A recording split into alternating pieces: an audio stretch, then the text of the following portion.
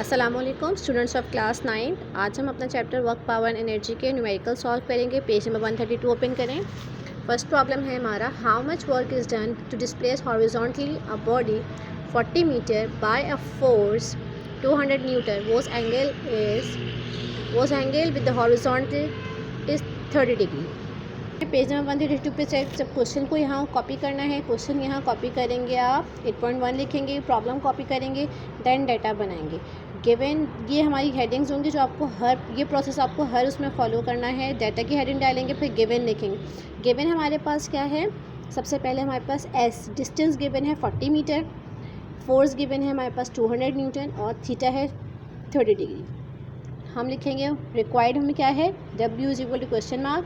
Solution formula है हमारा F S cos theta. Work done का फार्मूला क्या होता है, F S cos theta. F हमारे पास कितना है, यहाँ पर एफ कितना है 200, एस कितना है 40, then cos 30 degree.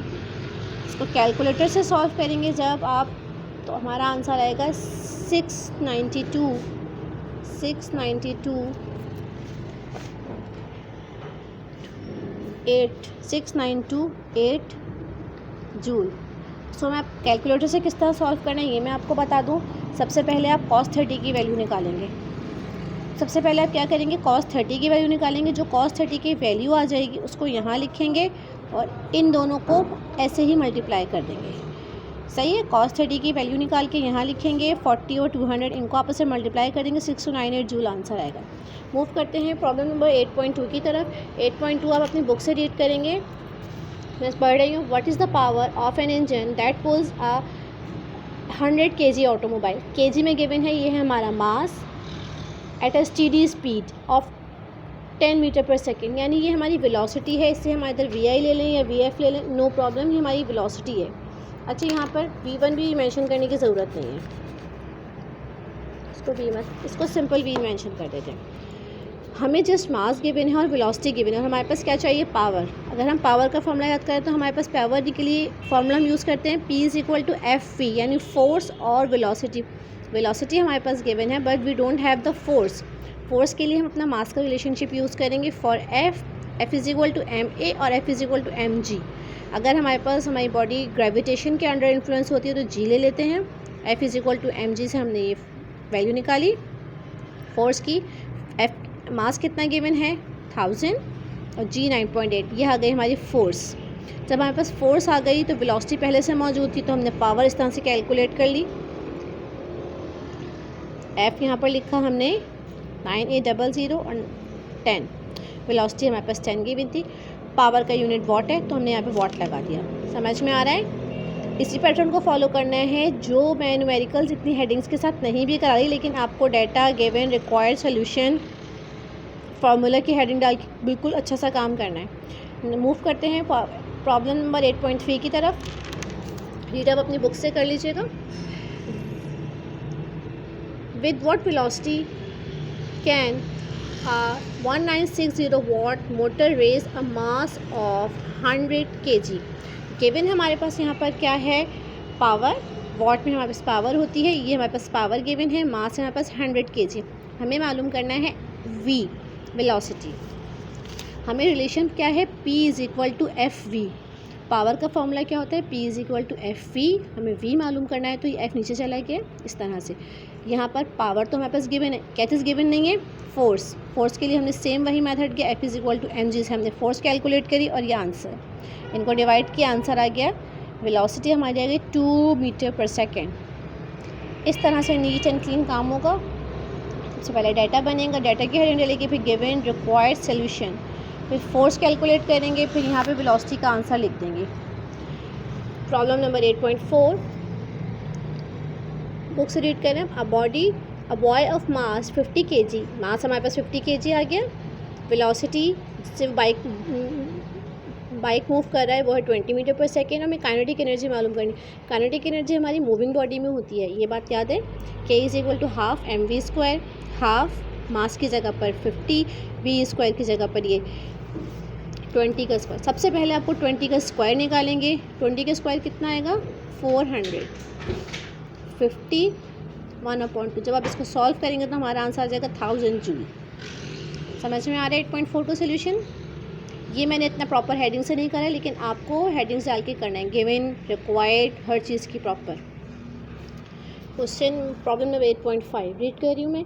What is the PE stored by a car of weight 2000 newton when lifted 50 meter straight up. यानी एक हमारे पास कार की हमें पोटेंशियल एनर्जी मालूम करनी है जिसका वेट है 2000 न्यूटन और हाइट है उसकी 50 m।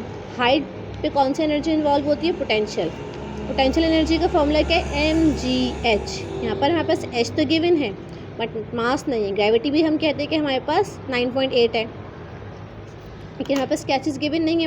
मास को कैलकुलेट करने के लिए हमने वही फार्मूला लिखा, W = mg। First we calculate mass, W = mg लिखा, तो m यहाँ पर आ जाएगा W/g। मास कैसे? W = mg, m कैलकुलेट करें W/g। W है हमारे पास 2009 है, g है 9.8। ये हमारे पास मास आ गया है।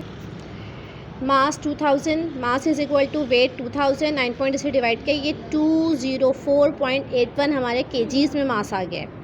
केजी में हमारे पास मास आ गया है। वापस गए पोटेंशियल एनर्जी का फॉर्मूला mgh, m की जगह पर ये वैल्यू कैलकुलेट की हुई लिखी, यहाँ 9.8 और यहाँ पर 5।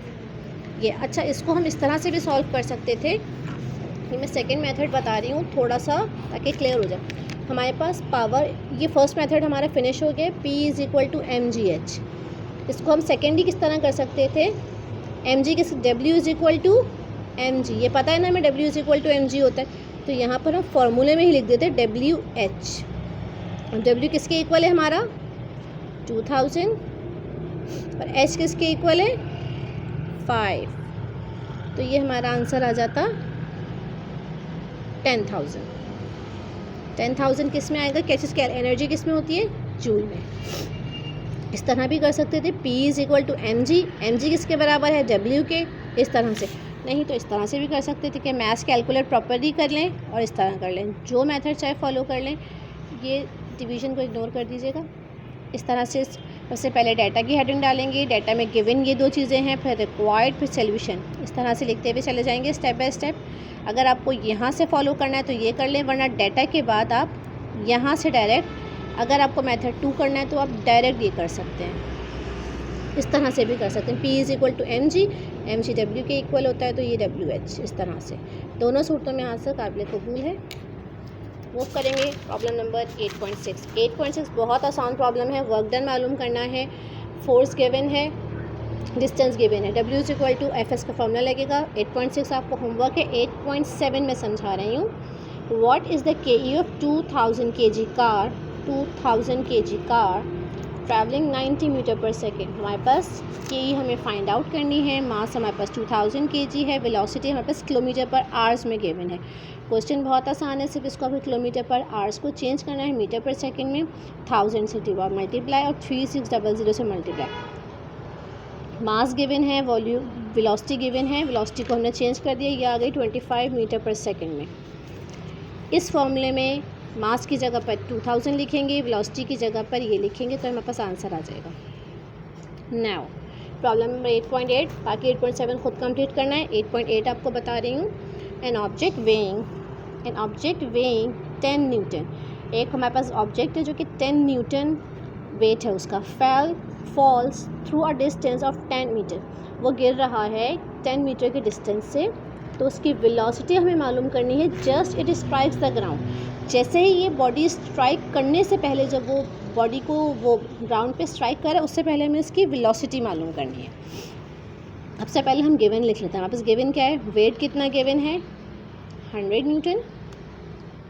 वेट कितना है? अच्छा 100 नहीं 10 है, सॉरी